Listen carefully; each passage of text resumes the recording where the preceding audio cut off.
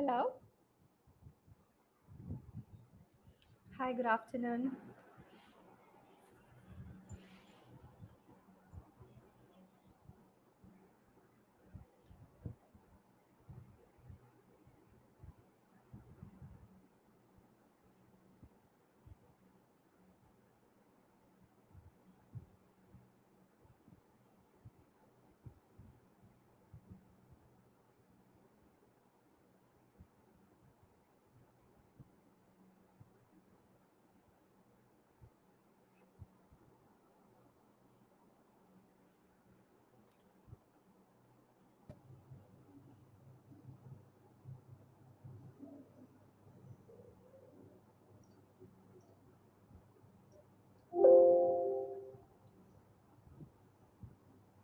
Yeah, Testing. Yes, it's very clear, Kevin. Okay.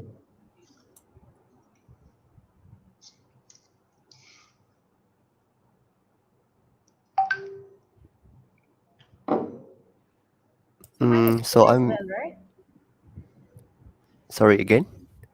No, am I sounding clear? Is it good? Yeah, it's clear actually. Okay, all right. I can hear you too. All right, great. Hi, Dr. Calvin. Nice to meet Yeah, you. hi. Yeah, nice to meet you too. Just Kelvin will be okay. Oh, okay. Yeah. So let me try. So I'm trying to share Calvin's slide Ah, that he shared to me yesterday. Let me open it and see if it's working. Okay.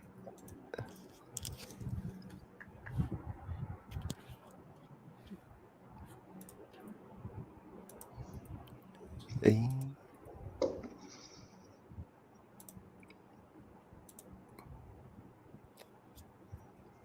Ahmad, is my file on stage or? Hi guys. Hi Sha'am. Ahmad, can you put Sha'am on board? Is my slide? My slide is not on. Okay. Sorry, my video is not on.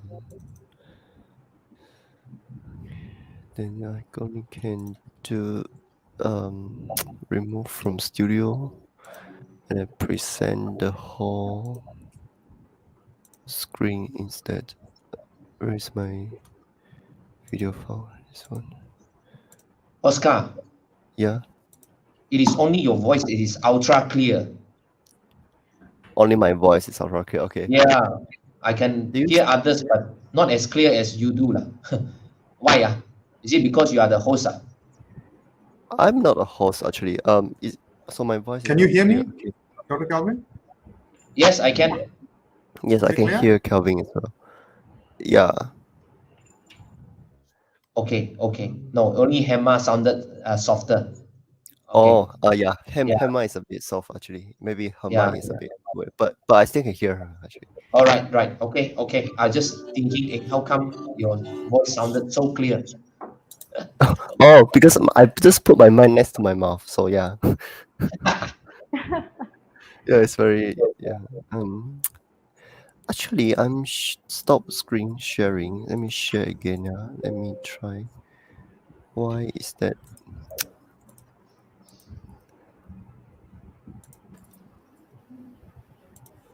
Hello, Hello. Hi. can Hi, hear? Good Sha. Okay. afternoon. Hi, Christopher. Hi, Kwa. Hi. Wasn't. Do you guys hear if you can hear anything? Hear what? Oh, okay. Yes, Yeah. can. So Okay. yeah, it's okay. Cool. It's Yeah. a bit soft, huh? Yeah, a bit soft. Maybe later on you maximize the volume lah, and Maximize. maximize the volume. I'm using low resolution for the video, so I think Okay. it's better. Right. Sure, no problem. Yeah. Even this camera, I also set a low resolution. Mm-hmm. Yep. So okay. So we still have 10 more minutes to go. Yeah, so basically the flow is like the one that I shared with you yesterday. Basically start with Hema, then Sha'am, then Kelvin. Let me see. So is there any comments? No. Let me see.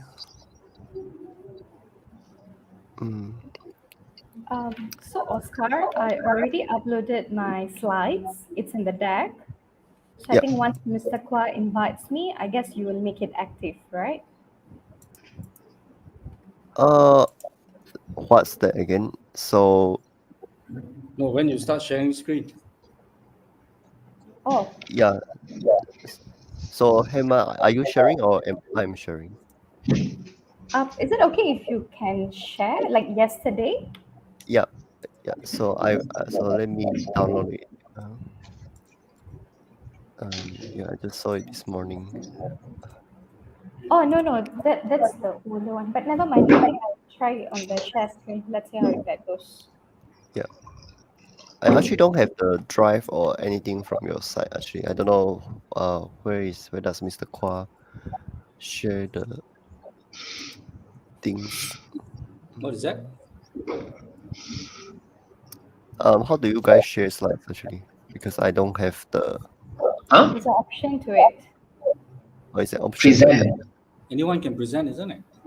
Yeah. Yeah, Yeah. present. Present. Yeah.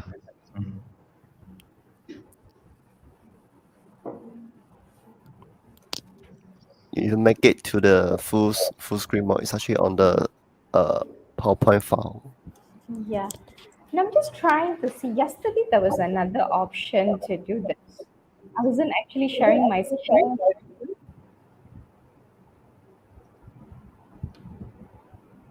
I'm just saying how.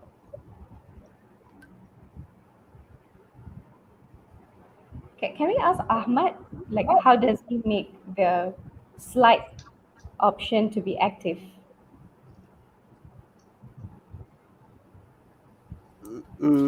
What do you mean by slide option?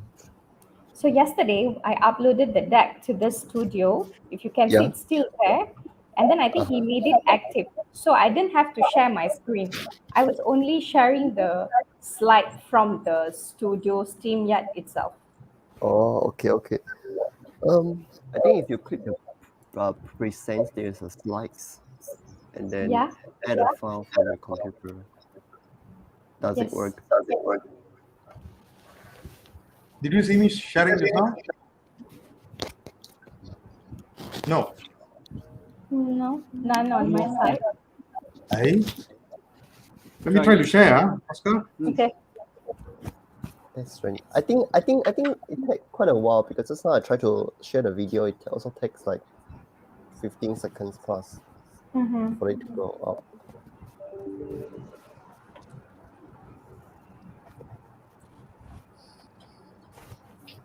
Is it sharing? Not yet. Nope, don't see it.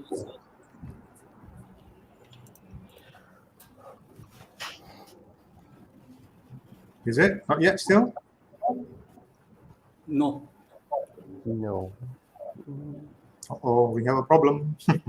Oh, what's the problem? Okay. Oh, something's Now coming it's out. coming. I got it already. You Very see now, long. It's Is it yeah. moving? Yes. Yeah, it's still Yes. fine. Okay, so it How takes some long time. Yeah, that's something. Seems to be, yeah. So that means when you are introducing us, we already start sharing first. Huh? To share.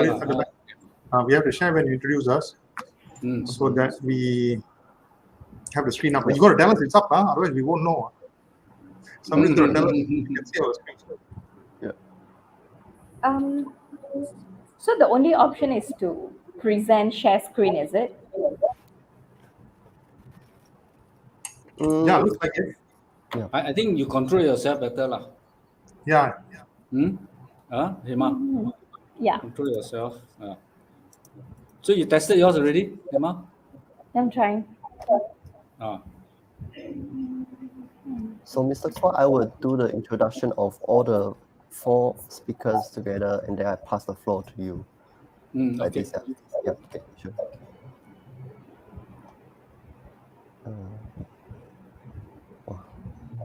Get myself ready. 5 minutes more. Then, So is this good? Yes, it's coming. Yep. yeah, that's coming. It's clear, right? Yes. Yeah, looks good. Yeah. But bear in mind, there's a 30 seconds delay. Oh, okay. Mm, All right. somewhat. Okay, then I'll stop sharing. Okay. All right, that's all.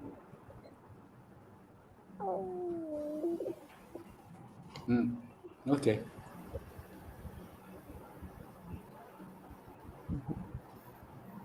Share the screen. How to do it? Slides.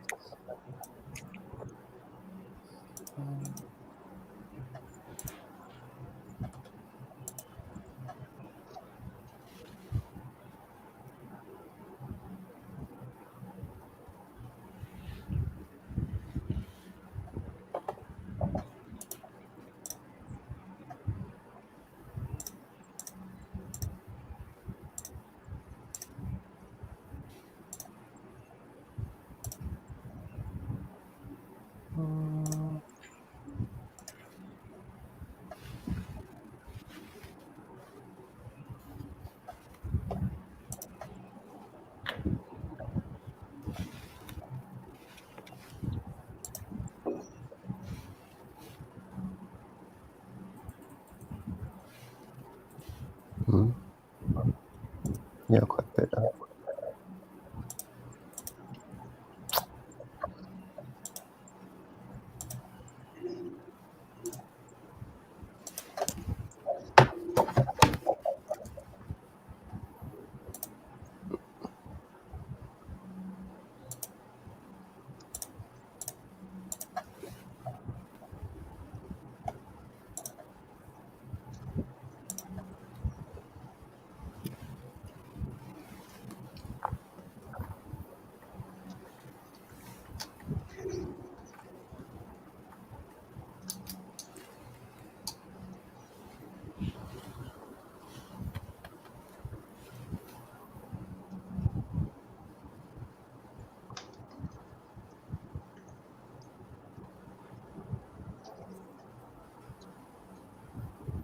So I will start like in 4 minutes, 5 minutes time. So I will just do the brief housekeeping rules first, and then at 3 o'clock I will just pass the phone to Mr. Kwa to do the entire sessions. Do we know how many people we have attending? I'm looking on YouTube now. It's 13. It's a bit early. That is on YouTube, is it? Yeah, it's on YouTube.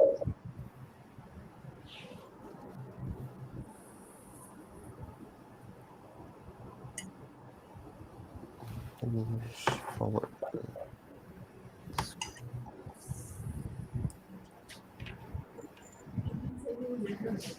No. There's something more interesting out there right now, probably. So people are watching another platform.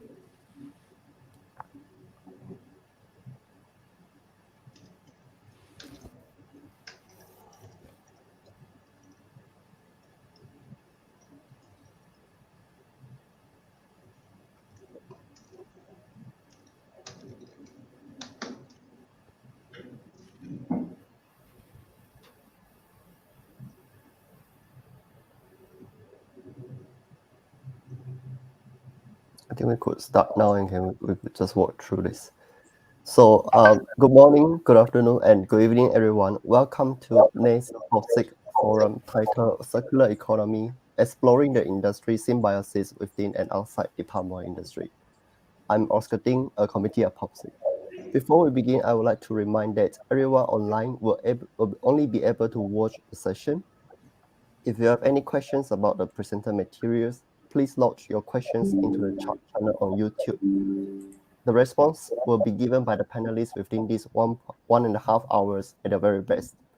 So before we start the session, on behalf of POPSIG, I would like to express our enormous gratitude to Malaysian Palm Oil Council and POC for their support to POPSIG and POC Palm Oil Educational Roadshow since 2019. We also appreciate their kind support to this forum. I would now like to introduce to you our speakers for this circular economy today. So we first have Engineer Kwa as our chair of forum today. Engineer Kwa is a senior lecturer at Monash University, Malaysia. He has been in the palm oil industry for 48 years. He previously advised IChemE in Malaysia and ASEAN Oleochemical Manufacturers Group, AOMG. Currently, he is also a council member at Malaysian Oil Scientists and Technologies Association, MOSAN. Ms. Hemavati is a senior engineer at Symbiosis Plantation Research Sdn Bhd and has been at value creation session in this company since 2018. Her current projects focus on aqueous enzymatic oil extraction, edible oil quality characteristics, and high value added product processing. Of such projects of her involvement has been recognized with Sustainability Award and Palm Oil Award at IChemE Award 2020 nationally, and I believe also this year, 2022, on IChemE Global Sustainability Award as a finalist. Engineer Shaham is a general manager at IOI Edible Oils Sdn Bhd. He has involved in process engineering in the edible oil industry, mineral processing in Australia and India, as well as bleaching earth plant projects in China and Indonesia. Currently, he also oversees R&D and involved in 3-MCPDE and GE mitigation studies. Last, we have our speaker, Dr. Kelvin Chok. Dr. Kelvin is a chemical engineer with 20 years of experience in oleochemicals, industrial gases, drilling chemicals, nanocarbon, and in academic and research institutions. From his past experiences, he has developed know-how in hydrogen production from multi-feedstock, as well as green chemicals for oil and gas industries via a joint venture company. So now I would like to pass the floor back to the chair of forum. So Mr. Kwa, please. Yeah, thank you very much, Oscar Ting. Yeah, good afternoon and welcome to the NACES 2022 POPSIG Forum. Firstly, I'd like to congratulate the chemical engineering undergraduates at University at UITM for putting this together. The NACES theme for this year is the illustrating salient sustainable pillars in technological advancement. Yeah. Now, the IChemE has a sustainability hub, and it has a collection of training courses to further your knowledge and understanding around the subjects that contribute to sustainable development. These online courses are excellent from my experience in attending them. So the good news is that in 2022, these courses are offered free of charge to IChemE members. So it's worthwhile for you to try it out. This afternoon, we're going to explore industry symbiosis with three chemical engineers who have been introduced to you from IChemE POPSIG, and they are currently working in the palm oil industry. The panelists will examine what industrial symbiosis means for palm oil processing, as well as the challenges within, as well as outside the sector. Between them, they have experience in a range of industries that they can share in these discussions. My earliest experience of ecological symbiosis was, I remember when I was in school, is the raising of ducks over fish ponds. There are many advantages in this form of aquaculture, such as the ducks fertilizing the pond with their droppings, thereby saving on pond fertilizer and supplementary fish feed. Industry symbiosis dates back as far as the 1970s, and it is the mutually beneficial exchange of waste and byproducts between 3 or more parties. Materials and energy are utilized continually with the generation of minimal waste. Materials used remain economically valuable for a longer period. So we are looking at number 1, byproduct exchange. Number 2, utility and infrastructure sharing. And number 3, common service sharing. So often this occurs in industrial parks, and the production Verband of BSF, for example, comes to mind. There are already many examples of industrial symbiosis in the palm oil industry, and a lot of opportunities for more. So to start off, I'll just like to reintroduce our first panelist, Hemawati Silvamani, Senior Engineer at SIMW Plantation Research Sdn Berhad. So you heard about her responsibilities, and I am pleased to inform you that on 17th of October, Hema's team at SIMW Plantation were crowned the winners of both the Sustainability and the Palm Oil Award at the IChemE Awards 2022. So their innovative breakthrough in enzyme application enabled them to enhance palm oil extraction rate at a low cost. So congratulations, Hema, and to SIMW Plantations Research. Yeah. So over to you then with that note. All right. Thank you so much, Engineer Kwa. Let me just quickly share my screen. Okay.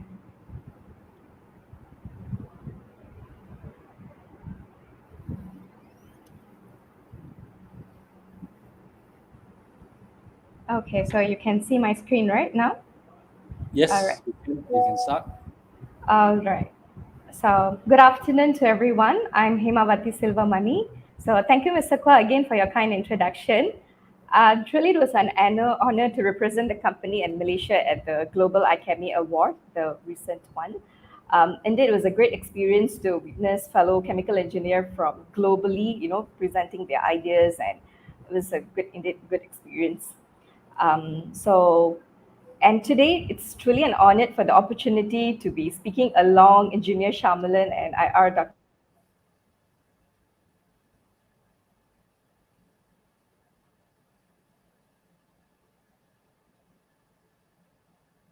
Calvin, the eminent professional, share my experiences and perspectives in the area of circular economy, prospects of symbiosis across the palm supply chain, and how we can contribute as a chemical engineer.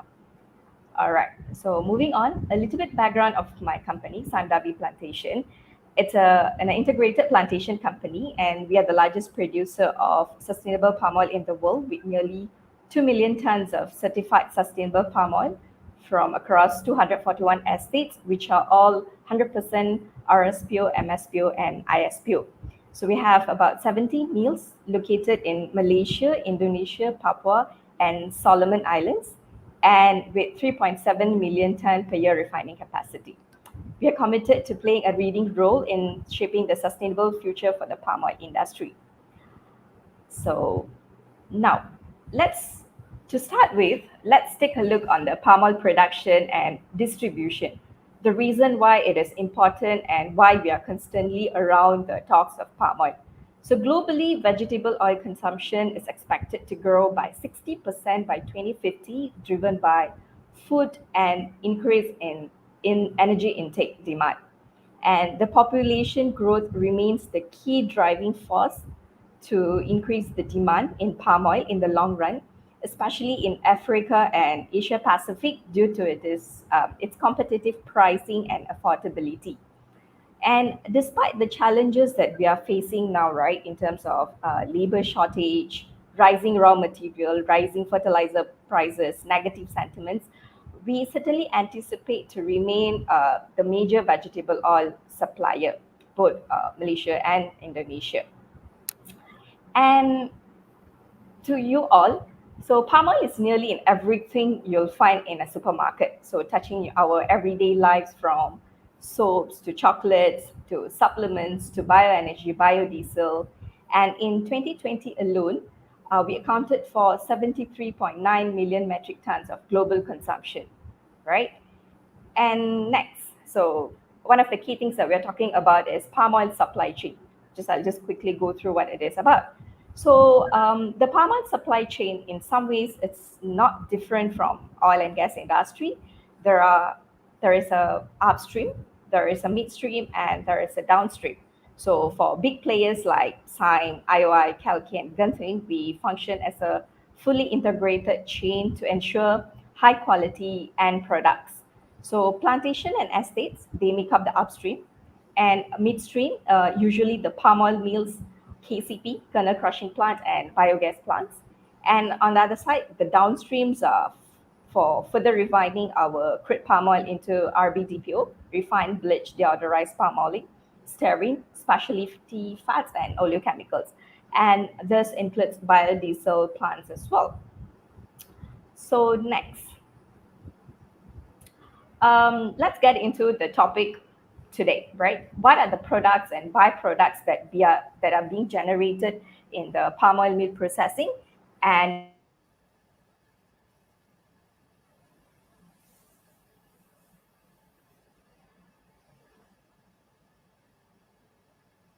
why in the circular exchange? Okay, sorry. So there are two types of residues that are being generated, which are the liquid foam and also the solid biomass. So on the left-hand side, you can see from the plantation, there are two types of waste, which are the oil palm trunk and oil palm frond. During the harvesting, we will have to at least cut one frond per palm, and of course, OPT is generated during the replanting. And as of now, these biomasses are led to decompose on site, creating nutrition plot for the next replanting. So moving on onto the mill, we process FFB through thermomechanical means to create CPO with substantial amount of water. So there is a huge production of wastewater as a result of this. So these are indicated in the color green. For example, the sterilizer condensate, heavy phase, wastewater from drying, and also wastewater from the kernel processing. And next, the blue ones are on the solid biomass. So there's a generation of empty fruit branch post thresher. And on the right hand side, you can also see mesocarp fiber after the pressing, palm kernel shell. So the common practice now is that this pressed fiber and palm kernel shell is used as boiler feed, and the EFB and the decanter cakes are sent back to field for mulching.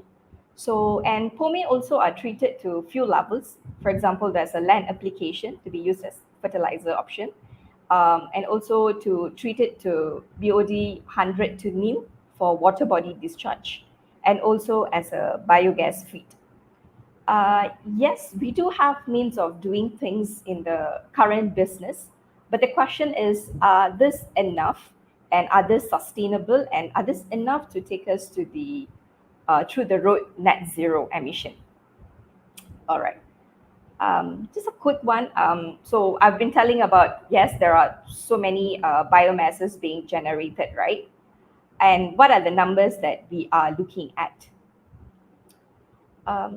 Okay, so say for every 5 tons of FFB processing to generate 1 ton of CPU, say the OER is 20%, we would end up generating nearly 9 ton of biomass in this process, which are wealth to us if converted to high value added products. And in the entire process, right, we consume a lot of energy. So in this process, we are importing and utilizing a lot of coals and fertilizers. So if these biomasses are managed well and converted to bioenergy, these residues can actually save us millions. Okay, so I move on to next.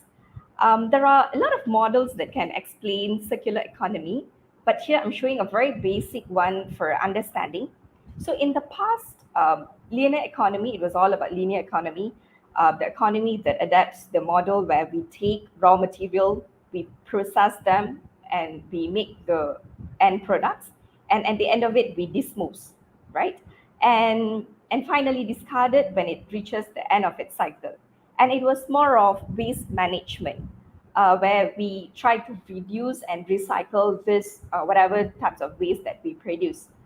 But with sustainability becoming a top priority and among the decision makers in our current global economy, political and business environment, it affects everything from the environment to health to economic growth.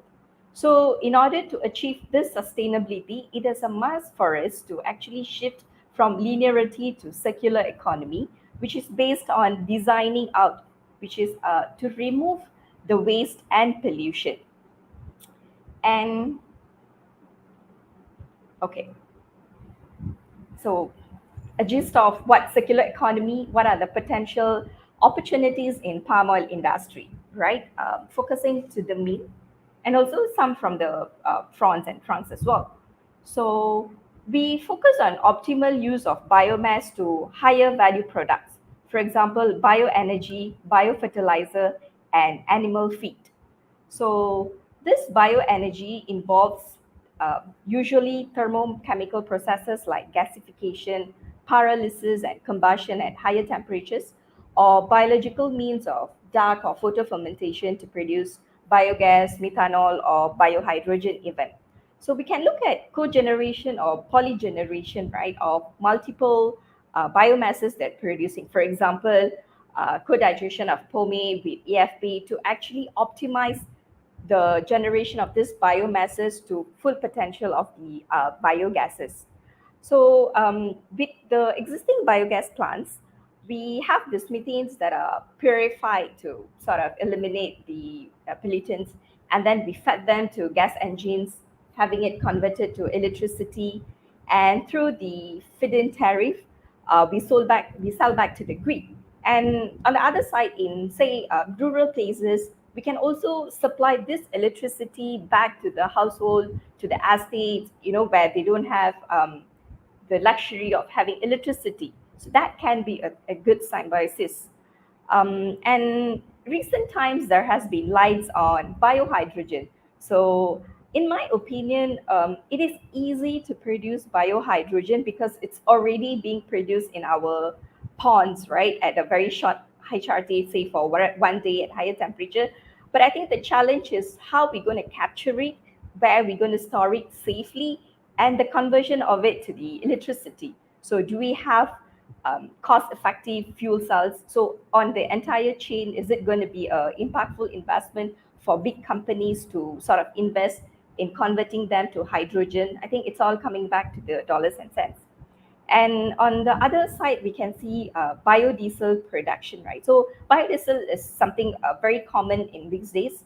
It's already well established. So as far as Malaysia concerned, we are on B10, and I think early this year there was a mandate to increase it to B20 by end of 2022. So not sure. So let's see that realization takes place. And I think we have to really applaud Indonesia's take on this, where they are going for B40. I think at some points we can actually try to take these steps, on our policies making as well. And another area that I would like to touch is on animal feed. So a lot of these biomasses that we are producing, right, there's a huge amount of cellulose, xylose content in this feeds, for example, the mesocarp fiber itself.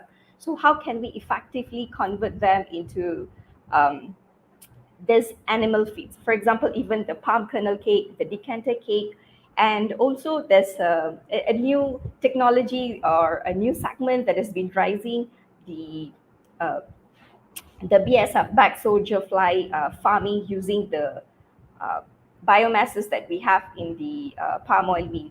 So these are all the symbiosis that we can put in a complete package, right? If we want to say to achieve the global and also the national mandate on net zero by 2050. So it is possible to actually cut down all these carbon dioxide emission. Like for example, on the palm oil mill, right? The major contribution to this scope 1, scope 2 emission is palming, which is I think about 60 to 70%. So when we have like a segment of biogas, biohydrogen, or even bioethanol, so we can actually in total address this 60% of CO2 emission. And by treating this pomace to actually reusable water and reuse back them in our same palm oil mill, for example, in the scope of zero liquid discharge, we actually saving money at the same time contributing to this net zero. I think pretty much, I think along this forum today, we'll be talking on this means of circular economy, the opportunities and technologies, probably the challenges as well. So this is my last slide now, before I pass on to the next speaker. So some of the keywords that we will be trampled upon: the type of waste, carbon credit, carbon neutral. I think at the end of the day, with so much of biomasses available and technologies which are there that we can take up to, I think the question is, how do we make it an impactful investment? Whether this will be sustainable and viable for us, like for the companies, so the corporate, in order to actually bring and close the gap between this social economy, the wealth for the people, and as well as climate change. So with that, I end my introduction here. So thank you so much.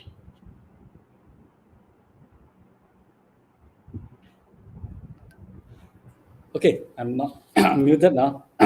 So Hema, thank you very much for that introduction, where you told us about, reminded us of the importance of palm oil in our lives, and also you gave an overview of the supply chain, which is very important because I think you were although you were talking about the estate and the mill, the circular economy becomes better when it's extended further and further down the supply chain and then back to you.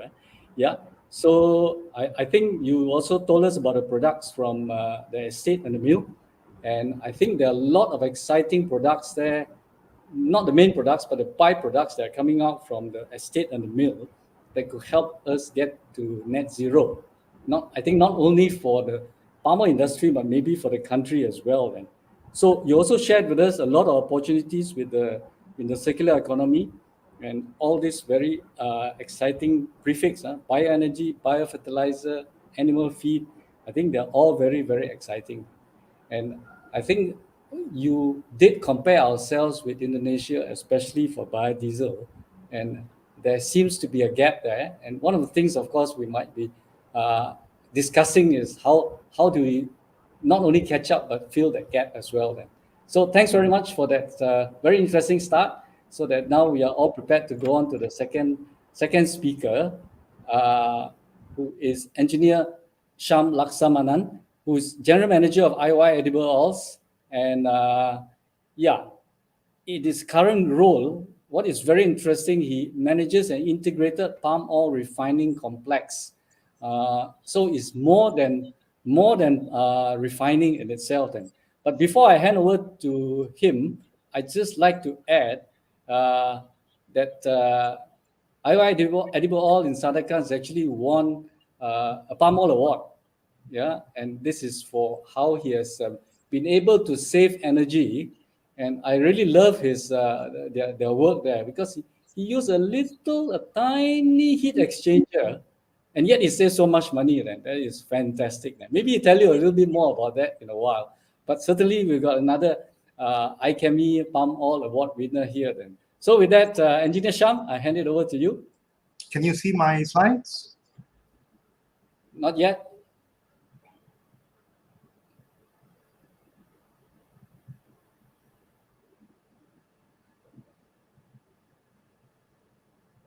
Okay. Okay, you can see it? Yes. Yes. Okay, this is our site in, let me change that. Okay, this is our site in Sandakan. This is the IOI Edible Oils Complex, and this is the IOI Bioenergy Complex. They both operated by us. The bioenergy supplies steam and electricity to the neighboring complex. So a bit of a symbiosis over there. Okay, when we talk about palm oil processing, we're looking towards a circular and integrated pathway. Of course, if you look at the whole supply chain, we have to look at production, distribution, and consumption, and then look at measures how we can recover, recycle, reuse, and reduce, with the intention of reducing the waste as well as reducing the inputs, so improve our efficiencies and consumptions as well. Now, Engineer Kwa had asked me to just give a brief introduction of how palm oil is processed over here. Ms. Hema had already mentioned what happens at the mill. So at the mill, the fruits are processed. This is a palm fruit. And the outer part here is where they get the CPO. The mesocarp is where we get the CPO. That's what the CPO looks like. And you see the internal whitish flesh with the brown hard cover. That is a hard shell. That is the palm kernel. Now, both of these are processed at the mill and sent to complexes like ours. So in my particular location in Sandakan, we've got both a refinery as well as a kernel crushing plant. So it's more integrated. Now, what happens with the kernels? The kernels are crushed, and when we crush them, we extract crude palm kernel oil and palm kernel expeller. They're color-coded. The blues are the byproducts, whereas the yellows are actually main products. The palm kernel expeller is supplied as animal feed, directly used as animal feed, mainly for cattle, to increase milk production. The crude palm kernel oil goes for further processing. It either goes to fractionation or to refining. Now, when it comes to the crude palm oil comes in, it is degummed and bleached using some processing aids. Then it's called bleached palm oil. It's then sent for deodorization, where it is heat treated at high temperatures with steam stripping. And that is when we get our refined, bleached, and deodorized palm oil. The co-product or byproduct from it is called palm fatty acid distillate. Now, when the palm oil comes out, due to preferences for the market or even for customers, we have to sometimes split it into what is a liquid oil as well as a solid fat at room temperature. So this palm oil is sent to a fractionation plant. Here we use dry fractionation. There's no solvents used, so it's a clean process to crystallize and filter and separate the olein from the stearin. The olein is a liquid fraction, the stearin is a solid fraction. They find very wide application in industry. Now, in some cases, some customers want even better clarity in the olein, so then it may go for a second fractionation stage, and this is called super olein, and the co-product is known as palm mid fraction. Now, you'll find on the right-hand side here various products that you actually consume daily that is actually made from various fractions of palm oil. You see, like your bakery fats, biscuits, your frying oils for your snacks, the fast food industry, the bakery industry, your spreads, soaps, even for ice creams, chocolate, cocoa butter replacement, the filling inside biscuits, your whiteners in coffee. You'll be surprised that your coffee doesn't contain much coffee these days. There's quite a bit of palm oil in it. There again, in filling in ice creams and in very well-named, known brands as well use them as filling. The palm kernel expeller goes for cattle feed. Then you also have palm kernel oil beans for soaps, a lot of lotions, and for confectionery. And palm fatty acid distillate goes for non-edible uses as well as for animal feed. Now, Hema gave some figures. Mine differ slightly, but it's about there. It depends on which year and which journal you refer to. Quite a sizable portion of palm oil ends up in food. So food safety is very important. Then another sizable portion goes into household products, soaps, lotions, detergents, lipsticks. So you can see in your daily use, you would have used palm oil throughout your whole day. You can't actually avoid using palm oil. And for some of you also to bear in mind, when you kiss your wives or your girlfriends, you're actually kissing a bit of palm oil as well. And throughout her life, an average woman consumes about 2 to 4 kilograms of lipstick, which is luckily is mainly palm oil, so it's actually food safe. I won't go through this. There are a lot of products that use palm oil. Now, this is what palm oil looks like. The products, various products, in fact. That's why I said this is a refined bleach deodorized palm oil, which if I leave at room temperature tends to look like a solid mass, okay? Which makes it difficult for certain industries to use, which is why we fractionate it into the olein, which remains as a liquid at room temperature, and stearin, which is a solid at room temperature. This is the palm fatty acid distillate, which also solidifies. This is our olein and the super oleins that is produced in this complex. This is the palm kernel side, palm kernel fatty acid distillate, which remains as a liquid, and the crude palm kernel olein, which also remains as a liquid, whereas the palm kernel stearin, palm kernel oil solidify, and the palm kernel expeller is a solid. Now, when we export it, we do heat it mildly and then export it through our exporting pipelines. Now, this diagram looks a bit complicated, so let me walk you through it to show the circularity within the industry. Now, from the palm oil estate, I'll start from the top left-hand corner. From the palm oil estate, the fresh fruit bunches are supplied to the mills. And over here in the mills, in the process, CPO and PK is processed for supply. But as what Hema mentioned just now, there is a voluminous amount of effluent produced, which is called POME, palm oil mill effluent. Now, generally, the mills use anaerobic digesters to generate methane, and this methane is then used to generate steam and also bioenergy to supply the needs of the mill. In actual fact, the amount of energy that is generatable from the effluent is more than enough to meet the requirements of the mill. A mill can be a net exporter of power. So for a mill to actually achieve net zero is very, very viable. Now then, as what Hema mentioned, there is a lot of biomass that comes out. One of it is EFB, chopped EFB, and even palm kernel shells are supplied to biomass boilers. And the CPO-PK, as I mentioned earlier, goes to the refinery, and the palm kernel is crushed in the kernel crushing plant to produce CPKO. The CPO, or crude palm oil and crude palm kernel oil, are fed to the refinery where they are refined to produce the refined product, which are RBD palm oil and RBD palm kernel oil.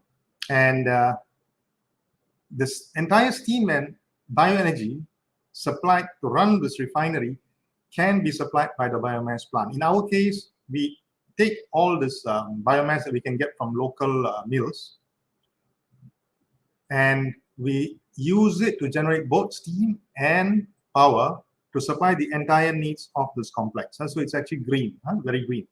Now, in the refining process, I told you there's some processing aids that I use, one of which is bleaching earth. That bleaching earth becomes a disposal as spent bleaching earth. That spent bleaching earth is collected by spent bleaching earth processors, and in their process, they extract what is known as spent bleaching earth oil, which is used for non-edible use, for soaps and detergents and stuff. The solid fraction, which is the de-oiled bleaching earth, finds its way back into the palm oil estates as well. I'll explain again further about that. Now, in the refining process, there is effluent produced, water. That water goes to an aerobic digestion process, and the treated water is recirculated back into the refinery. This is basically virtually 100% recovered. So there is very good circularity over here. Yes, and from the biomass boiler, when we burn these fibers, it generates ash, and we also supply this ash back to the estates because of its very high potassium content. So you can see the circularity within this industry. It's pretty good. Now, I mentioned about the spent bleaching earth. You see, in the in our filters, the cake is discharged. It's collected in collecting bins. It is then sent to the spent bleaching earth processors, who extract the oil, which is known as spent bleaching earth oil, to make soap and detergents. Whereas the de-oiled bleaching earth is used and added into fertilizer, it's added into cement for road construction, for estate soil conditioning, and even for brick manufacture. So you'll see that there's hardly any unused portion from the palm oil industry, or from the refinery at least. Now, another thing that we started doing for the last 10 months now is using olein, one of our products, as the lubricant for our pumps. We've been very lucky that the viscosity of olein is identical to the viscosity that we use from the mineral oils used as lubricants for pumps. So we've been working with certain parties to enhance the life of the olein.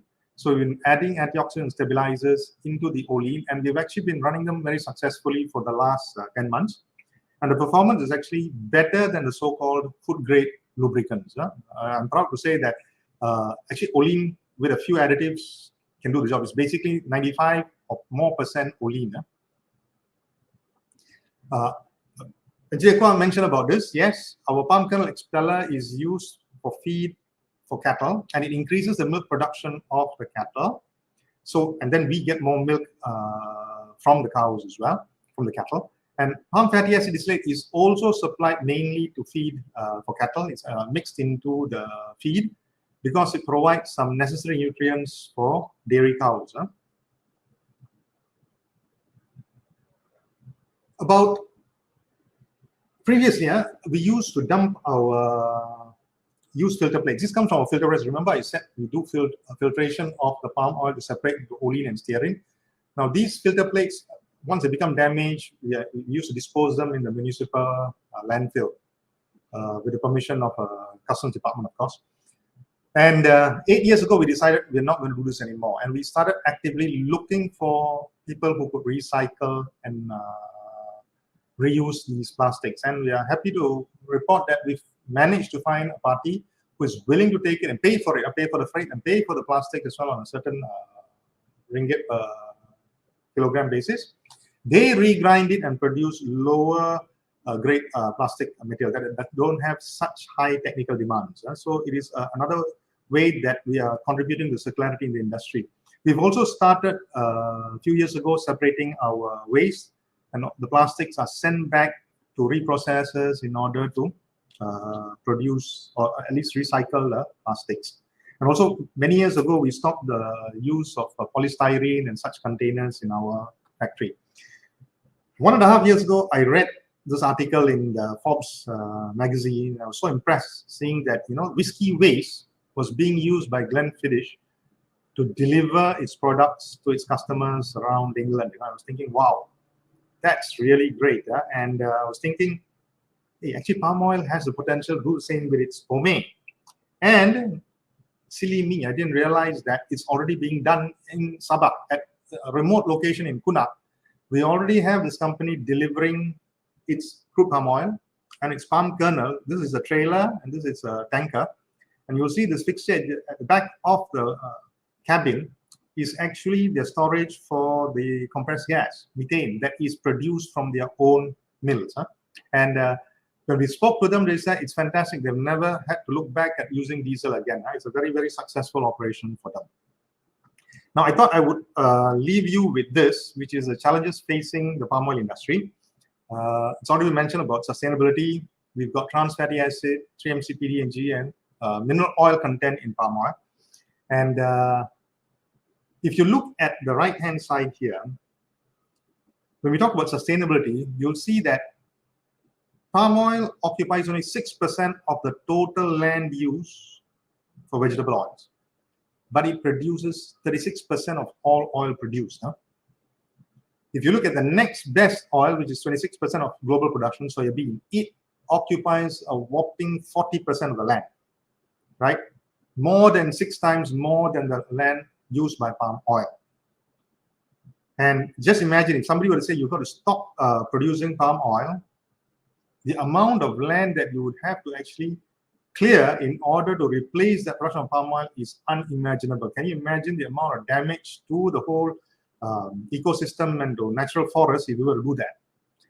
Let's compare another area here. If you look at olive oil and sesame seed oil, if you combine the two, they occupy 6.5% of total land use for vegetable oils, but they produce less than 2% of global oil production in comparison. So They use slightly more land than palm oil, which is 6.5%, but they only produce less than 2%, significantly lower than palm oil. So most people who try to attack palm oil and say it's not sustainable have their own agenda. And I think it's palm oil that only has gone on to proving that it is being produced sustainably. As mentioned by Hema, the big groups have all gone into RSPO, ISCC, MSPO, and ISPO. Just to share that we have also contributed our knowledge in certain publications. There's a book that just came out this month, and we contributed 2 chapters in this book. And so we also show that we're willing to share our know-how, whatever we've done. And these are also other publications that have come out over the years, whether it is in sustainability, whether it's in GMCPD and GE, or even pollution reduction. And also some presentations that we've also presented in.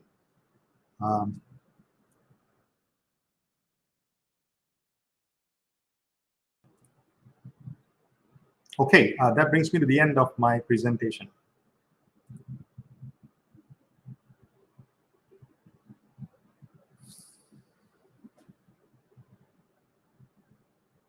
Mr. Kwa, you are muted. Okay. Well, it feels very good to say it again then. Yeah, one of the things that Engineer Sham and his company is doing quite a lot, which I hope more companies will do, is to share. Yeah, and he not only shares in presentations, he shares in books and papers as well. So you learn a lot from there, and I think that is fantastic. And Sham, I really admire how you find so much time in your work and to do all this, which is fantastic. So I think you started off very well with showing your complex. I see both green, I see blue as well. It's a very, very nice location. And you talked about palm kernel processing and how the palm kernel expeller ends up in the milk as well. So you're going further and further down the supply chain then. And then with palm oil refining also that you do, there's the palm kernel and the palm fatty acid distillates. Yeah. So I think one of the important things you have shown, very much is that the question that's always asked is, can the palm oil industry be net zero? And well, if the mill is actually can be a net exporter of energy, it can supply somebody else energy and so on, not just themselves. They are more than net zero, they're in fact net negative already. So that is fantastic news. And so our question now is, how can we bring that to happen then? And yeah, it's interesting to see that there's so many parts of your byproducts. I like to call it byproducts that waste can be used more and more. And one of them that sounds very exciting is the spent bleaching earth. You can get all out from it. And then I learned a new word, and DOBE can be put back into the plantation then. And I think not so long ago, the news is that Shell has bought up one of the bleaching oil processing companies. And can you imagine Shell doing that? That must be very, very exciting and lucrative to do that. Yeah. And then, of course, I know that you don't have water. You collect your own water and you recycle it as well. And that you really make it a closed system. Yeah. And also the boiler ash, fertilizer with potassium. I hope you're getting a lot of high prices now for it, with the price of fertilizer going up so high. The demand must be very, very good for it then. And then you talk about the biolubricants. It's fantastic. You can use palm oil as a lubricant. Solves all the mosh and moa problem, at least on your end. That's fantastic, man. And the way that you have reused the filter press plastic, recycle it. Yeah. And then finally, the bio-CNG. It's already in use. That is news to me as well. I didn't know it was used so extensively in this Konak in Sabah. So I hope more people will follow this example that it can be done. Yeah. And of course, your last, how sustainable palm oil can be. Yeah. So that's very, very exciting. Yeah. So now I think we move further downstream to our third and last panelist, Engineer Dr. Kelvin Chok, who's the head of technology at Kuala Lumpur, KL Kepong Oleomas Sendirian Berhad. And as you know, his experience is very wide and it's not limited to the palm oil industry. And I think he's going to do something very different to start us off. And I see that he's already ready then. So, Dr. Kelvin Chok, over to you now. Yeah, thank you, Kwa. So as we hear the presentation from Hema and Sham talking about the upstream as well as the midstream. So this part of the video presentation here will attempt to give the audience some idea about where is the probably the non-food products that is also produced from palm oil. Okay, so with that opening, if the host don't mind, please you may run the video presentation. Thank you.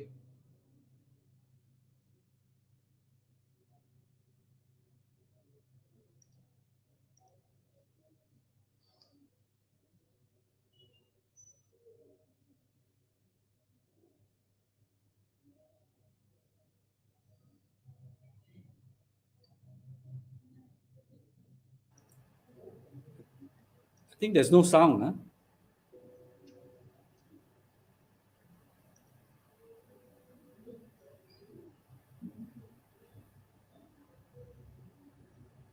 I don't have sound. Huh? Yeah, I can't hear anything either. Sorry, let me check. I can't hear anything either. Okay. Well, see. Sorry, let me check that. Well.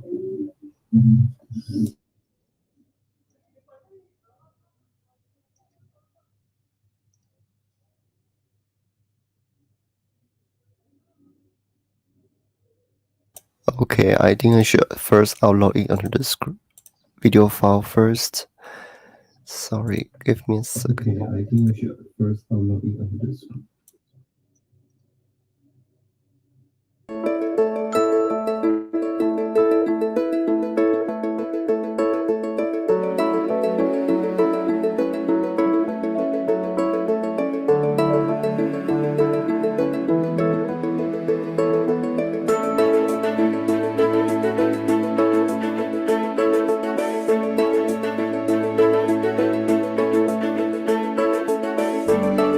Social responsibility, righteous values, and global ethics. They evoke a desire for an improved future and inspire confidence for change. Change for a better, greener, sustainable environment. KLK Oleo. We believe that our business operations are on the right track. Our commitment tells us so. Honesty, transparency, integrity, and a clear conscience for our environment. KLK Oleo produces a wide range of ingredients for consumer products that touches our daily lives. At home, in the garden, at work, for leisure, and on the road. From food to pharmaceutical ingredients to sustainable fuel. The production of each item is created to accurately meet varied and specific needs of individual manufacturing industries and global brand names.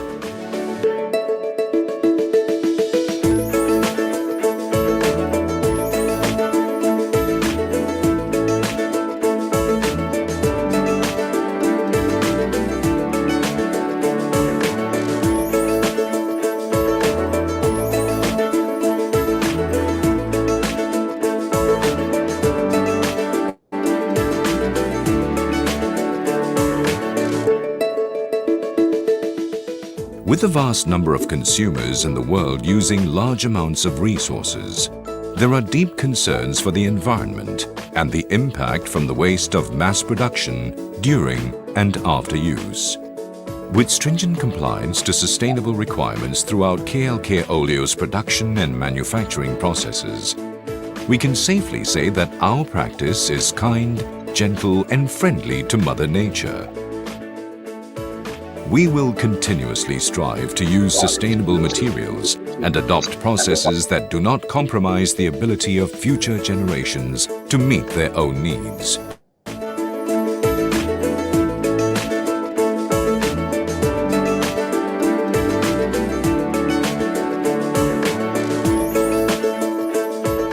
It is said that a glass of clean drinking water may one day be the most valuable commodity.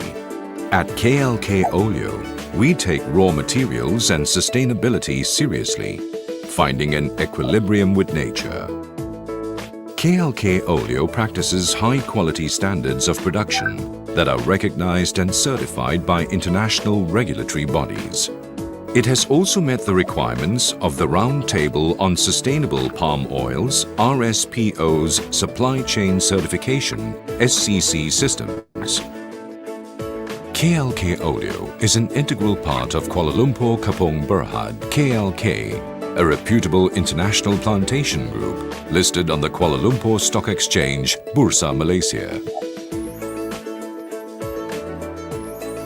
Today, KLK Oleo develops and manufactures palm-based oleochemical and derivative products, and we will continue to drive change in the oleochemical industry by pursuing international standards of recognition and global sustainability for the sake of our nation and the world.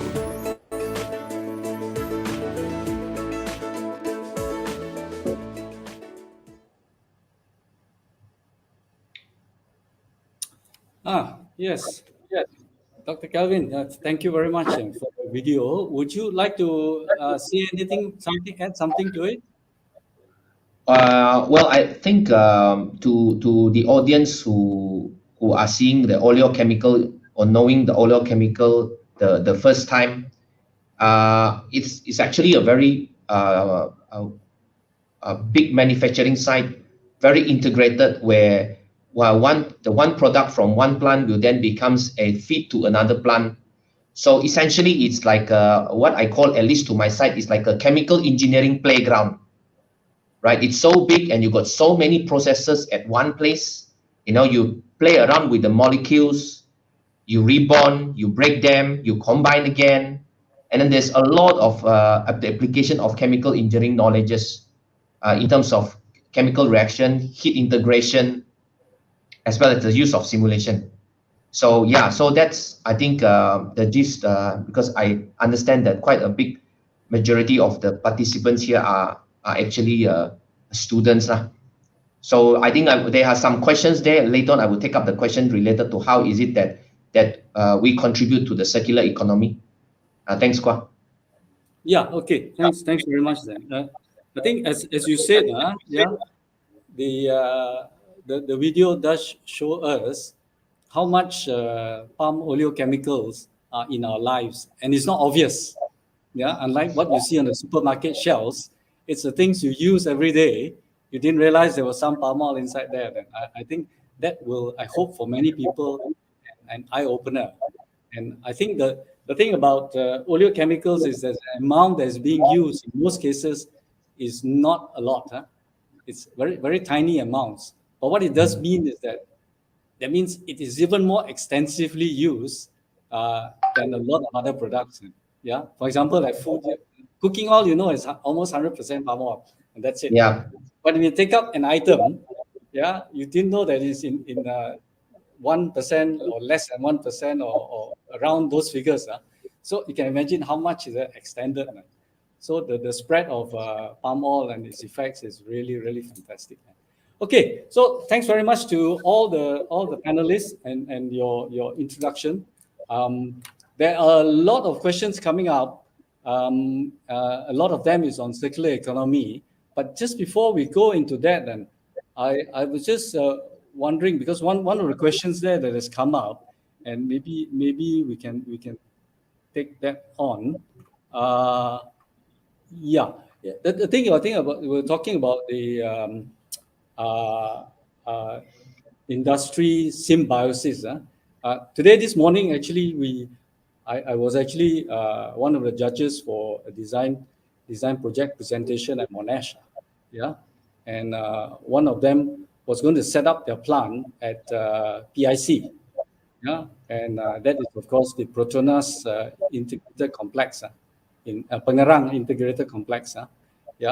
Which is an example of where it's like the Faban as well, but that is for petrochemical. For palm oil industry, I think, Engineer Sham, there is a palm oil industrial cluster in Sabah, isn't it? Can't hear you. Sorry, there are two. There is one in Sandakan and there is another one in Lahadatu. Oh, that's very near you. Yeah. Yeah. The intention was to have integrated complex so that you'd actually have the ability to supply your material to ongoing industries. But it hasn't really picked up in a large scale here. The Sandakan one has got one refinery that's been there for many years, whereas the one in Lahadatu has got many other industries that are coming in related to palm oil. But recently, it's not mentioned about the spent bleaching earth processor. One of those spent bleaching earth processors has now committed to build an oleochemicals facility in Lahadatu in the POIC. So we hope that when this comes in, then there can be further other industries that come to support it as well. Yeah. Okay. So you are not in the Sandakan cluster. You are outside it. This was the original Sandakan cluster, but later they developed a new one just across the hill from us. Right. So where I'm located, you have IOI Edible Oils, IOI Bioenergy, and IChemE. The former IChemE had a kernel crushing plant adjacent to my plant. So this was actually supposed to be the industrial cluster. But I think due to land acquisition problems or other issues, they developed an alternative piece of land across the hill from us. And that has become actually a very beautiful piece of land. It's got huge potential for industries. But I guess with the slowdown, it has not had many takers. Do the other panelists know of any other clusters? Maybe it's not so much as a cluster, but usually the oleochemical plants, including KLK, Oleo, we are located in the industrial park. Also, we like in this case, maybe to some of the audience, I can give an example. One of the utilities that we use heavily is the hydrogen gas. And what we do here in KLK Oleo is that we have an on-site hydrogen gas production facility. Although it is not run by KLK, but they are located at KLK land, KLK sites. Now, what is the benefits of doing that? Of course, number one is that you will be able to have a constant supply of hydrogen via pipeline, and you do not have to have the logistic of transporting it via tube trailers. So that's number one, right? That will contribute to GHG reduction due to transportation. The other one is that often when producing hydrogen, you also have a byproduct waste steam. Okay, so in this kind of installation, what we do here in KLK is that waste steam is directly tied into our steam network. So that allows a far more efficient way of having to buy hydrogen elsewhere, where you can take a pipeline hydrogen, and additionally, you can also take a pipeline steam, a waste steam that is produced as a byproduct of the reforming process. So that's one way that is being done at the industrial park. Thank you. Yeah. We will come back to the question of hydrogen because there's a question there, but let's just go to Hema first. On your side, anything, because I'm sure Sam Davi and so on, there might be something similar. Yeah, I think on the cluster, so we work very well through the entire supply chain, right, on how we make realization on en route to the GHG emission. So from the biogas production to capturing and also our pomade treatment. And it is very much also, we are focusing on the biodiesel production as well on our site.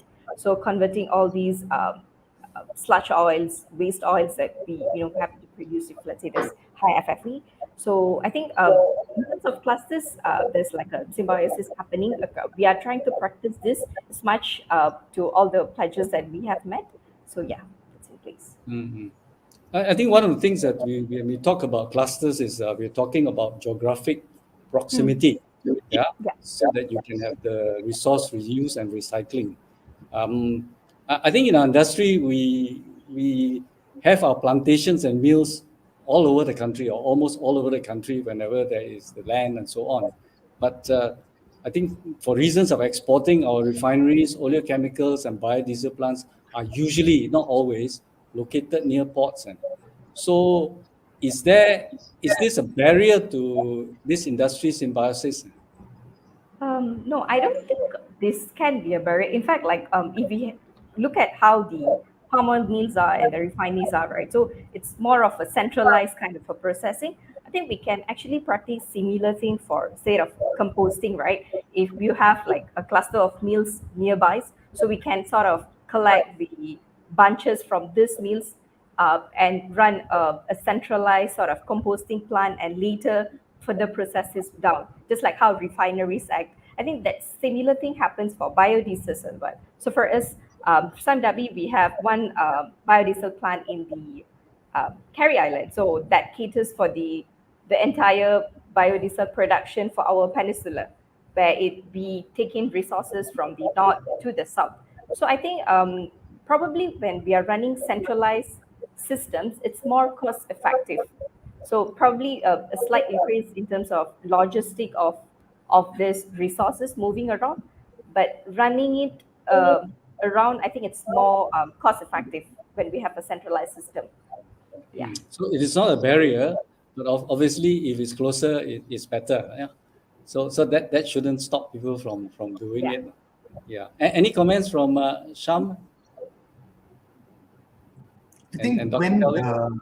when the mills were, when the refineries were smaller, it would have been more practical, to have a mill and a refinery adjacent to each other. But as the scale grew and it became bigger and bigger, it's almost impossible for just a few mills to supply that refinery. It wouldn't be enough. So we actually have to go further and further. And since the amount produced by the mills are actually voluminous, and they only get 22% oil from it, let's say, right? They strategically or location-wise, the mill has to be centrally located to the estates or plantation. Then it's more efficient to transport that oil and the kernel to the refineries. And very often the refineries are, like you said, at ports, which means that we can also ship it by barge. That makes it actually efficient. It doesn't consume as much fuel and road transport as well. Yep. Kelvin, oleochemicals? Yeah, maybe I can add a little bit. Yes, precisely, Kwa. My site is located at Westport. Yeah, so I'm at the port right now.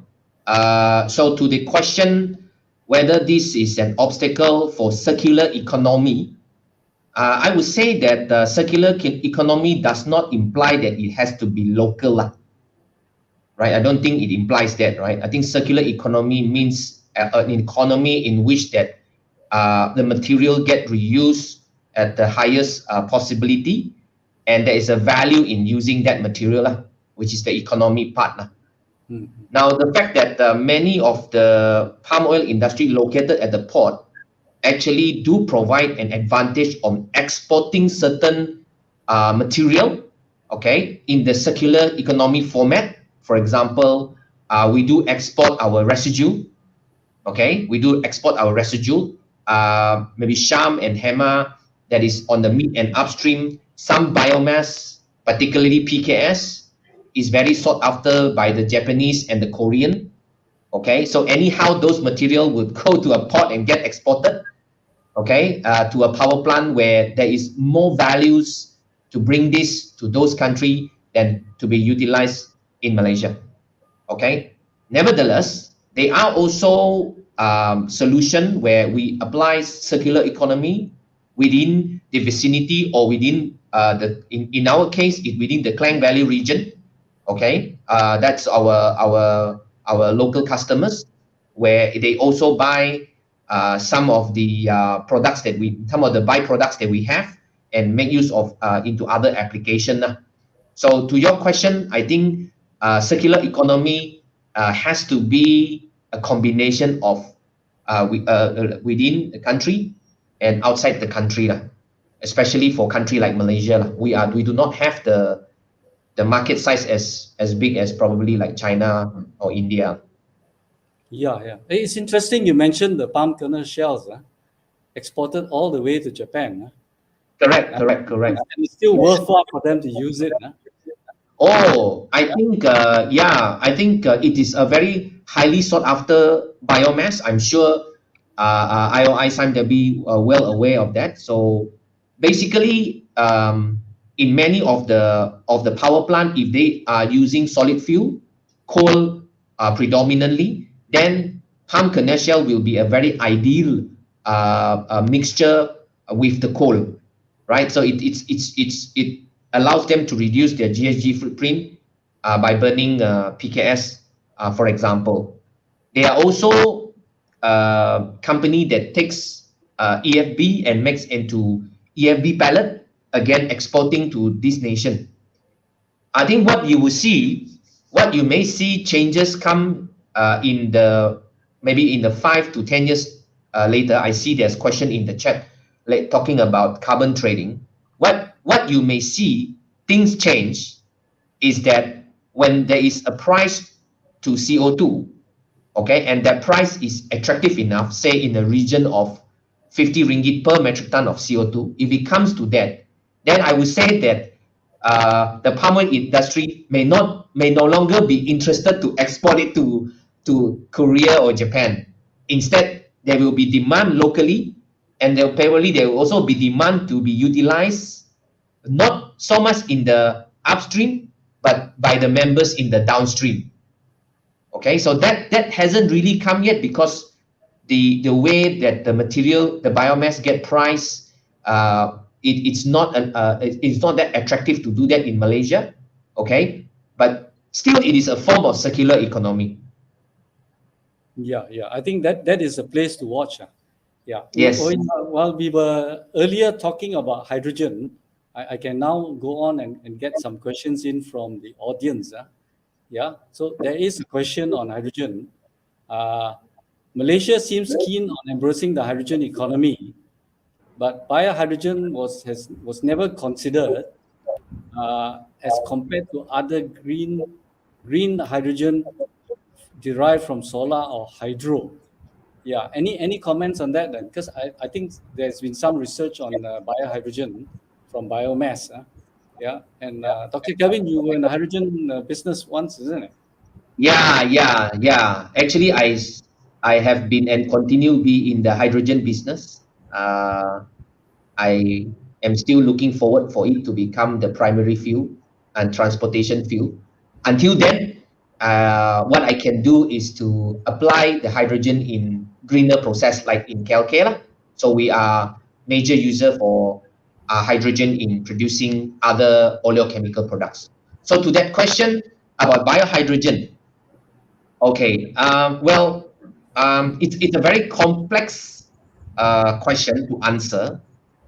Of course, there are challenges in producing hydrogen.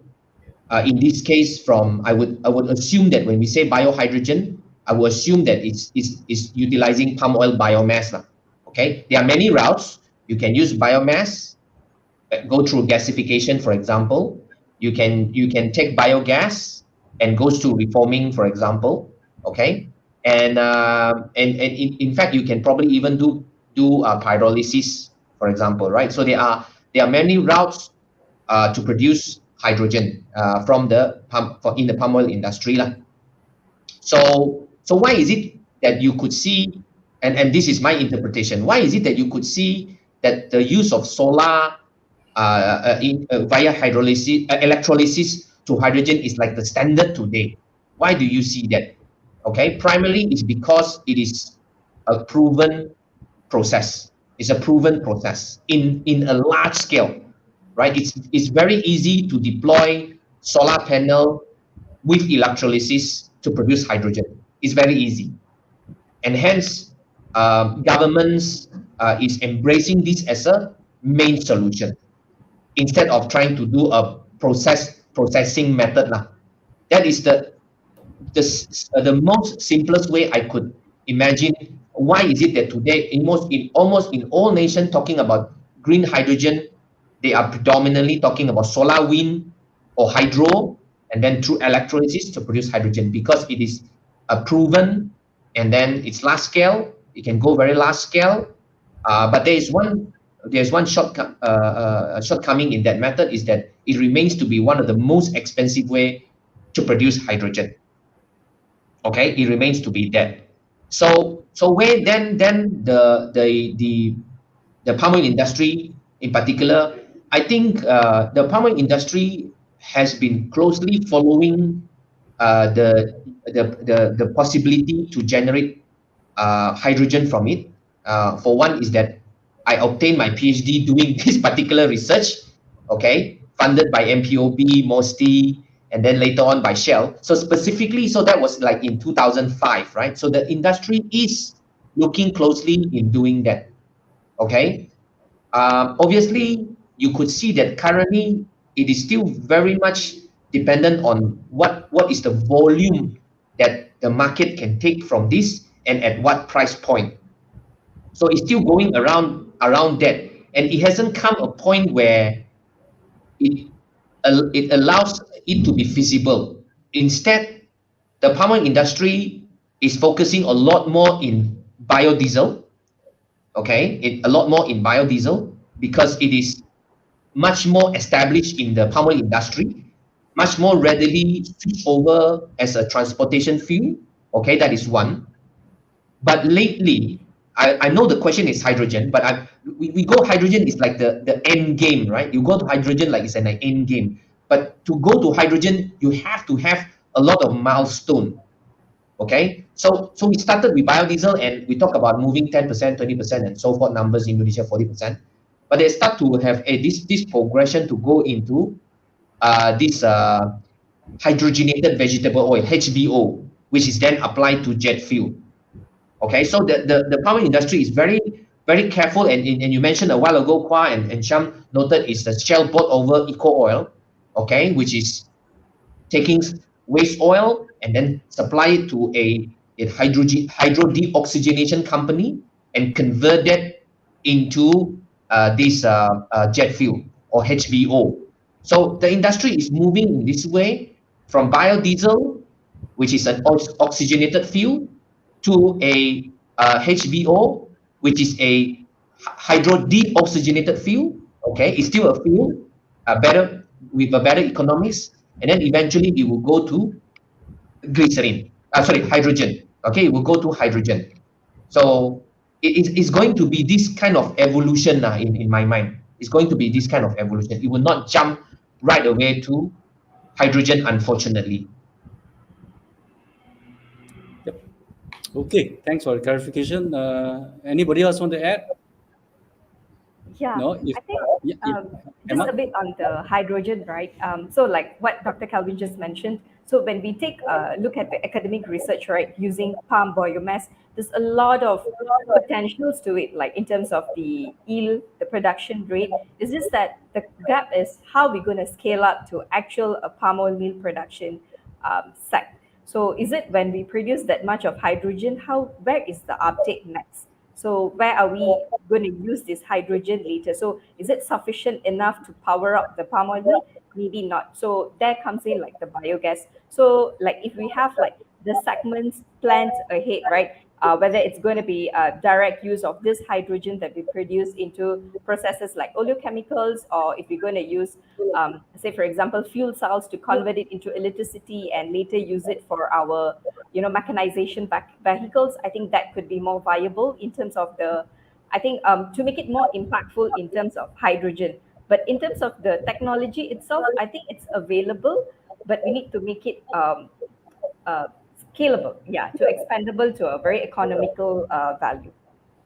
Yeah, and I also think safety aspects. Yeah, safety aspects. I think the next thing we have to really pay attention, because I think storing hydrogen is a very good, a very critical point here, right? It's very flammable. So I think around that process safety is also has to be improved if we are talking about large scale hydrogen production.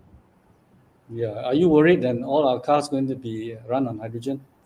I think so the other day I listened to this podcast, right? So I think in coming years we are looking at slowly moving to hydrogen vehicles, right? The be Malaysia also trying to follow the global mandates in terms of hydrogen vehicles. But again, it's the premium that are we willing to pay as consumers at the end of the day. It's like, do I have the buying capacity for a hydrogen vehicle, and whatever technologies and the facilities available, like for example, the charging stations, the distances. So it's all like a, a cluster that has to come around together rather than just producing hydrogen alone. I think it's like end to end kind of a segment that we have to pay attention to. Yeah. Okay, we I, move on I, to actually, the. I just want to add. I think the question was directed in the hope to see whether there's a potential of hydrogen produced from renewable sources. In this case, particularly for palm oil. To the person who asked this question, I wanted to also mention to him or her that I'm also continuously following very closely, looking at the technology viability. Okay, and I can take a few example here that they may be potentially a real solution to hydrogen derived from palm oil.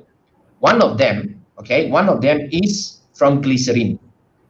Okay, from glycerin. So if biodiesel kick off and then we have a lot more crude glycerin, then glycerin can be used as a feedstock in a big way to produce hydrogen. It's clean and it can produce in a big way, and it is a byproduct from the biodiesel process. You can still make into other glycerin, purified glycerin, but you can have that route. Okay, you can have that route, and therefore there are possibility that when the right economics come, this may be one route. The other route is, of course, traditionally biogas has always been a fuel for electricity generation. But 60-70% of the biogas is actually methane.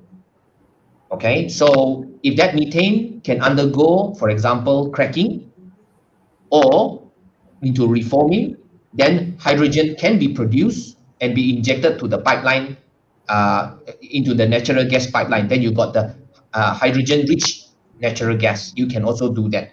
So there are technology that is seemingly potentially can bring in hydrogen into from biomass into industrial scale. Okay, and I am looking forward to that. It's not happening today, but I foresee that once the carbon dioxide value kicks in, okay, then I think, and then hydrogen becomes more and more realistic in terms of as a transportation fuel, then this will come.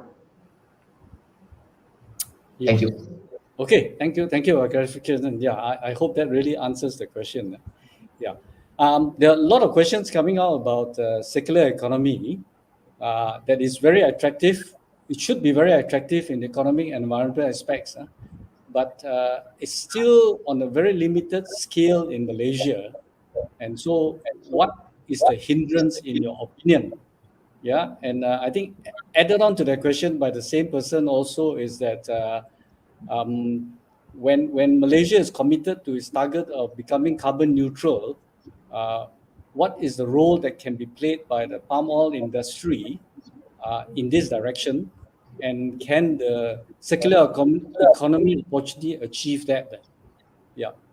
So yeah, it's a bit long question, but I think it's around the subject about what is stopping circular economy from taking off very quick, very fast, and also how it can help towards the carbon neutral aspiration, which I think can combine to help to make it go faster. Then, so you would like to take up the question? Who wants to start first? Okay, probably just my opinion, right? In terms of how palm oil industry will contribute to this, I think in the past we have been seeing that palm oil industry has been the major contributor in terms of agriculture sector, right? In terms of the carbon emission. So it is now that we play a significant role to actually curb this GHG emission that's coming from our side. So if we're going to play a role, I think it is that it will be our role to be played in this overall GHG emission that we're going to look at. I think in terms of the scope 1, scope 2, again, I mentioned earlier, the major generation is from the POME itself. So by means of having a sustainable way, a better way of consuming the palm and converting them to high value added products and generating revenue from that, I think that will be a better symbiosis. You are dealing with the waste, the byproducts, as well as generating value for you so that you be self-sustained industry. So yeah, that's my part. Yep, thank you for that. Anyone else? I think most of the groups, like even like IOI, have already committed to achieve quite significant levels of reduction based on their maybe base years and all that. And like for us, we are very much committed to it. Managing Director and Chairman has already committed to achieve certain targets, and we're actually very actively moving in that direction. Even when it came to the 3MCPD, I think as a group, I think all our mills have got CPO washing already. And when the government came up with the what's called particulate matter emission, we've also put in ESPs. And actually, Engineer Kwok, to tell you the truth, right? In most of the things that I've done to conserve or protect the environment, it's all been done with payback. It's all been done with very, very good payback. When you protect the environment, you get your dividends. I've yet to actually lose, wherever we've done any projects to, whether it's even for 3MCPD, we haven't actually lost out. We actually benefited from doing those projects. And even with, like what I said, now our group is also committed on the net zero at the mills. So we're already actively working in that direction. And I have some slides which I didn't get to. It actually shows that if you take a 60 ton per hour mill, right, the POME can actually power the entire mill. The effluent, the methane that's captured from there can power the entire mill. A 60 ton per hour mill requires about 1.5 megawatt, right? Now, a 60 ton per hour mill POME will actually generate about 6 megawatts, right? Which means you have net 4.5 megawatts that's got to a grid or to supply to neighboring villages or whatnot, okay? Which actually makes you, like what you said, net zero. Now, there is another thing that is overlooked here. What Hema mentioned, you have the EFD, you have palm kernel shell, and the mesocarp fiber. You don't have to burn it. At present, I think the mills take advantage. Okay, it's freely available fuel. Nobody's questioning me about using it or wasting it. So they just burn it. But this is actually, like what Dr. Calvin mentioned as well, this is very valuable biofuel, which countries like Korea and Japan are willing to pay a premium for. I don't agree to it, by the way, Dr. Calvin. I believe, you incur all that freight to take it over there. You may as well use it and generate the power here. Let's make sense, okay? So this should be something that can be done, right? And we then can become greener. Then our grid becomes greener, and the whole industry, the whole economy benefits from actually having a greener energy source. Yeah, I think part of the question may be driving towards within the palm oil industry, we're doing quite a bit now. Yeah, we're trying to get it because, as you said, Engineer Sham, it's good for business as well because you make money as well at the same time. But I think if you look at it from what Hema has told us, there is a lot more biomass than the industry itself, the palm oil industry itself can use. Yeah, especially the mill itself. On one hand, I think, are the people in plantation and mill willing to let go of the biomass, or do they want it? Yeah, and on the other hand, there's a question of why don't the other people outside the palm oil industry use it? Because if we are talking circular economy, it's wider and bigger than the palm oil industry itself. So I think with the DOE having mandated having methane capture in the mills, it is pushing the industry in that direction, which means that eventually this biomass will be available to other industries. Exactly, to tell the truth, in Tyco's bleaching plant in Indonesia, they use biomass, right? So it is something that is actually being done. It's not only in the palm oil industry that we may use what's it called? The biomass. Other industries also will use it. Cement industry would love to use it as well. They are not a big user of coal, for instance, right? So they'll be happy to use it as well. There are many other areas I can use. But forget all of that. If you were to have clusters, I like that word, cluster. All these mills around this area supply your biomass to this cluster power generator, and he generates green power to supply the grid. Now, one of the problems in Sabah to do this is that the mills are all located at very remote areas, and the local equivalent of TNB, SESB here, doesn't find it viable to lay all the cables to those mills, right? So it becomes more practical to transport this biomass to a central location and then generate it and supply to where the grid is located nearby. Then you reduce the carbon content of our grid, which makes our whole industry greener, actually. Okay, if you were to extend the figure that I mentioned just now, right? If we have 440 mills in this country. Let's take an average of 60 tons per hour. From the figure I gave you, that's 766 megawatts of power that we can actually generate, potentially. That's assuming only 50% of them do it, okay? And that is green energy. So yes, we've been looking at the figures and the potential is actually huge, and it's easily achievable. Yeah, that's very interesting. And like I said, it is, you get paid for it. You actually benefit from doing it. Yeah. There is a question I'd like to follow on, but I just want to ask Dr. Kelvin, any comments first? I would say that as far as the upstream, midstream, right? Essentially, all the residue, whether it's a biomass or biogas, or even from palm oil effluent, they all already have a price today. They already have a price today. It's economically viable today to sell every residue that is generated from plantation and palm oil mill. So that's a circular economy in the history already. that has been going on. I think that already established, has been going on. There's so many applications there. I think that the bigger challenge probably will be with the downstream. Okay, the bigger challenge with the downstream on how they can utilize the waste. Okay, how they can utilize the waste.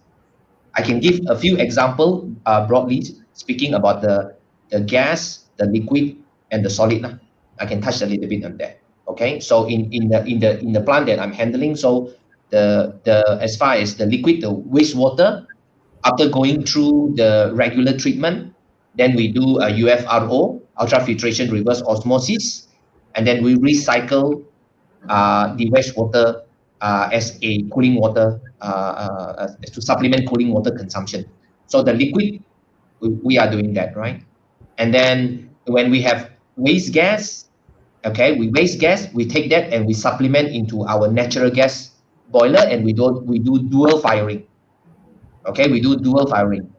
And as for solid, okay, so solid are typically also happen to be coming from the wastewater.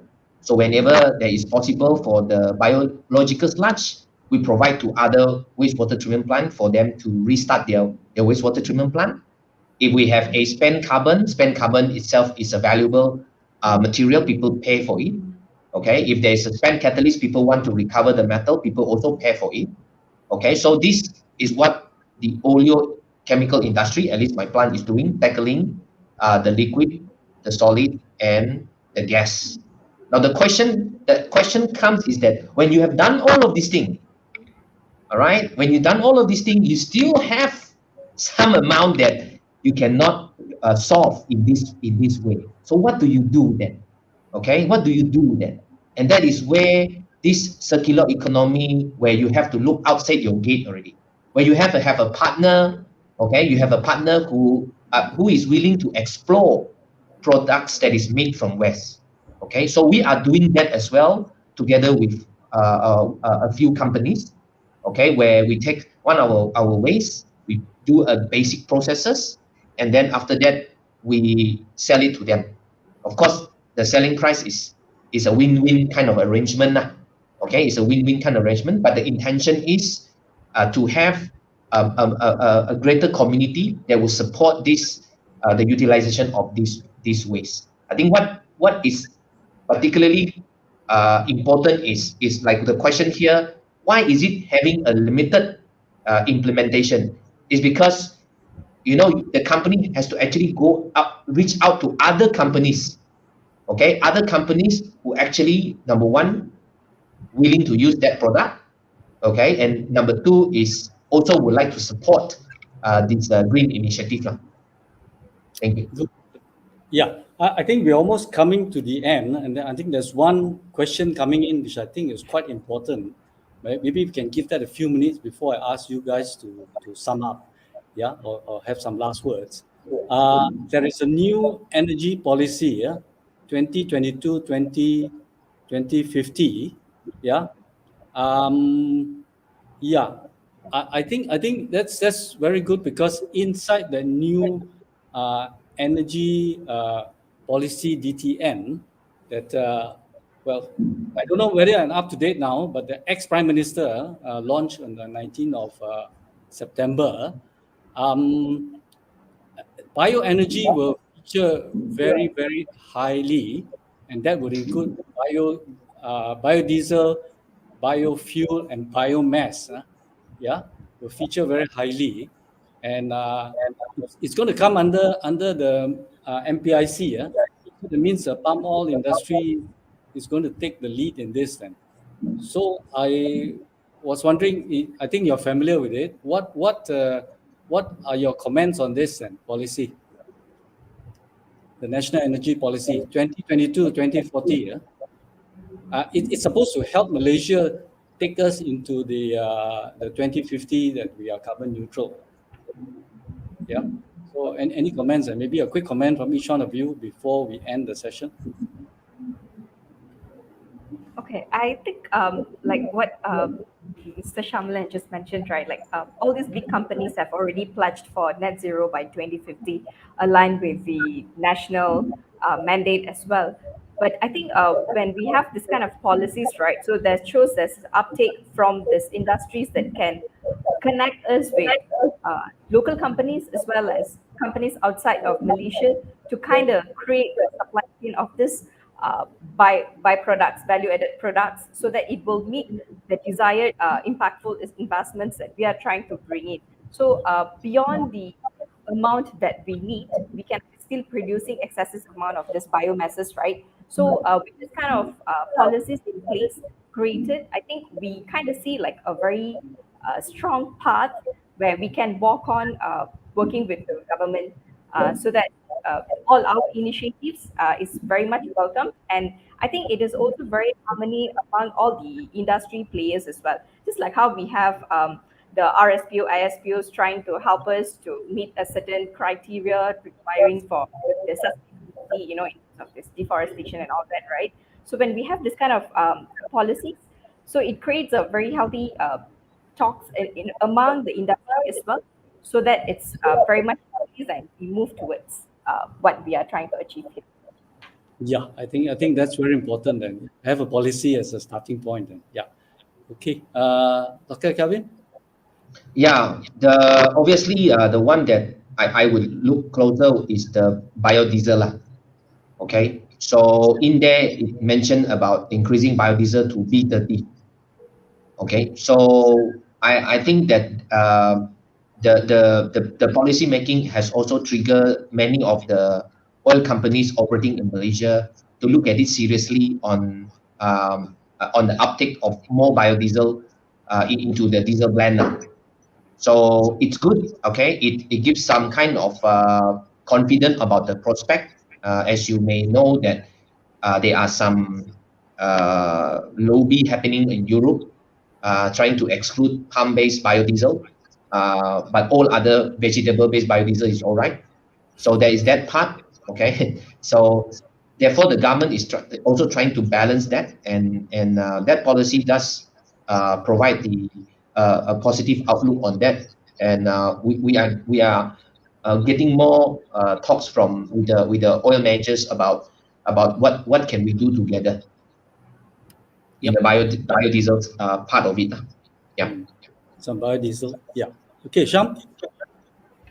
Okay, our side, like I said, we've already set certain goals and we report them. We already start reporting our even for each product stream, what is our GHG or carbon emission from each of the product streams. And like yesterday, we had our energy environment management committee meeting, and these figures were reported. And in some of the product streams, we've already achieved our targets, our 2025 targets. But the comment I made at the time was, we will not stop there. We will keep shifting it lower, and if we can achieve net zero earlier, we will achieve it earlier. Right. So, and the strong point for us is our management is very committed towards achieving this. We're very for this because we want to leave a better future for our children and grandchildren.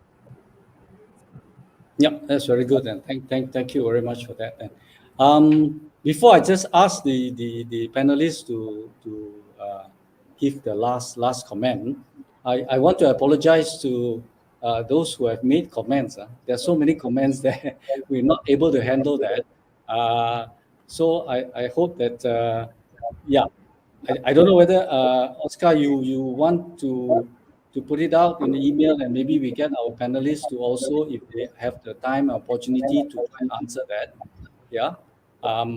So apologies on that to those who are participating. And just before I conclude, then can I just go around starting with Hema? Any few lines before we close this forum?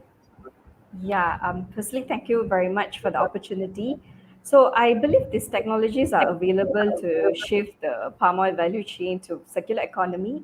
But however, additional efforts has to be placed to revise the policies, compliances, and also improving the technology efficiency so that this economy, circular economy, is more competitive and become really expandable in the near future, and help us to meet all these mandates that we have been put in place. And I would like to just add on the so with all these policies and things in place, right, it was only helping us to make things better for us for the future, and making the business more in a very responsible production. So yeah, that's all from me. Thank you very much to the audience as well for the comments and questions. Thank you, Emma. Engineer Sham? Okay, for me, sustainability is the mantra that we should all practice. And if there are any engineering students out there, bear in mind that this is going to be the direction we will be taking in the years to come. So if you can do your work in this field, if you're doing your thesis, put some parts of sustainability or even circular economy into it, so that you have a greater selling point when you go for your interviews, right? You can hit the ground running wherever you are. Otherwise, most companies will say, oh, it's going to take me 1 to 2 years to train you before you actually contribute to the company. But if you can come to the interview showing, hey, I've already done some work in this area and I can already contribute this area, you actually have a plus point, because it's a very, very wide field. Sustainability is very, very, very broad. And there's a lot that each and every one of us can contribute. And I always tell my engineers, look, if I'm running the plant, I don't need engineers. You just need operators and supervisors to run the plant.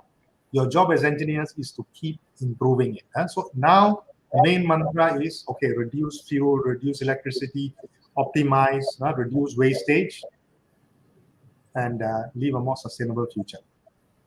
Thank you. Thank you, Engineer Sham. Yeah. Dr. Kelvin? Yep. So the palm oil industry, KLK, it has been very clear that sustainability is something that we must do, because we are not talking about only today, tomorrow, but also in the future thereafter. So the company has been very much focusing on driving this. I think what actually needed right now is probably a greater participation, a greater capability building, better technologies, okay, so that the industry can adopt that and move on with probably with the better products, with the lesser energy consumption, okay, and lesser waste.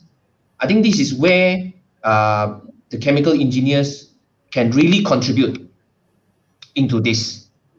So I'm hoping that more chemical engineers can step up to this, Okay, look for ways to decarbonize, whether palm oil industry generally or in other general industry. Use that in the way that you construct the plant, improve the plant, and so forth. Yeah, thank you. Yeah, thank you for your comments. And I think one of the things that's quite clear from our discussions is that leading companies like yourself, Sam Darby, KLK, and IOI are showing that you're already practicing it. You're already doing circular economy, and certainly in some cases you have also extended well beyond your the palm oil industry boundaries and going beyond that. So that is, I think, very encouraging. And the fact that now we have this national energy policy, as Hema says, will support us in driving this circular economy further with the help of the government and getting extended it outside the palm oil industry. I think the other thing that is also coming out is that within the palm oil industry, probably examples by companies like yourself is also important for the rest of the industry to follow. And the fact that you can do it means they can also do it. Because I think there's a lot that we need to hold their hands, as you said, show them the technology, how it's done, and so on. And the fact that you were showing that it can be done is, of course, very encouraging. So there's quite a bit of work to do. And as Kelvin says, when the chemical engineers have a role to play there as well, and I hope that since this is being organized by the chemical engineering students, they are getting very good advice from our industry members.